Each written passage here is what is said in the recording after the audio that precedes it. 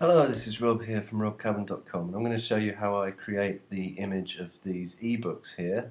If you click on them, you see a larger version. This is to give your visitors a nice idea of a 3D actual physical book, even though it's an ebook they're getting, and it always will result in more sign-ups to your list if you do it this way.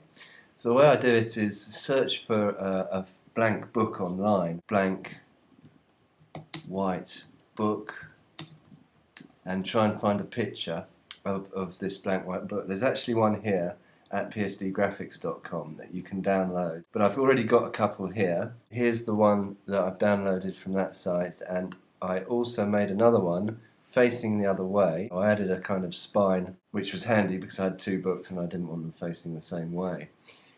So you've downloaded that.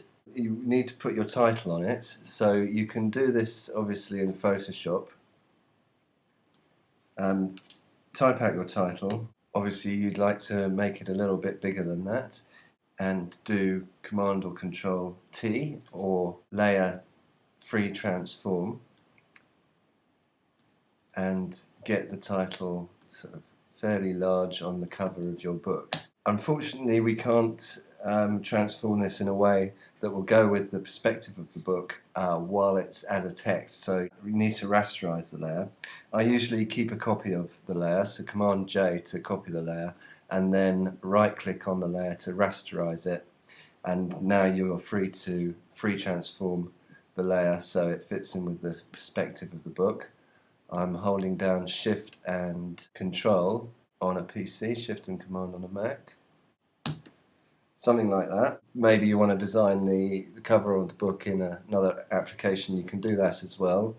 You copy that, paste it on the Photoshop document as a Vector Smart object. Again, make it bigger, copy it like I said I did last time. Rasterize it so you can then apply your perspective with the free transform tool. And maybe that's a bit big, we can just cut that down. That's more or less how we like it.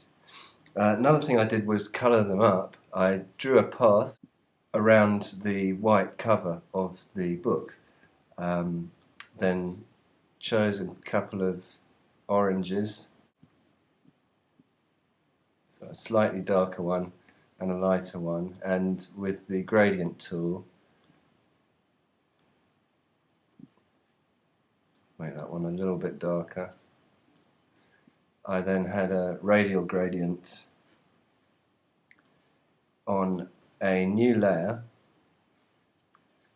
after having selected the cover with my path. Do a nice gradient like that so the book looks like it's at least a colour. One thing you'll see once you've done that, you've lost the detail here of the spine and a little highlight here on the edge of the book. So in the layers palette, you can scroll through the layer blend modes with Shift plus.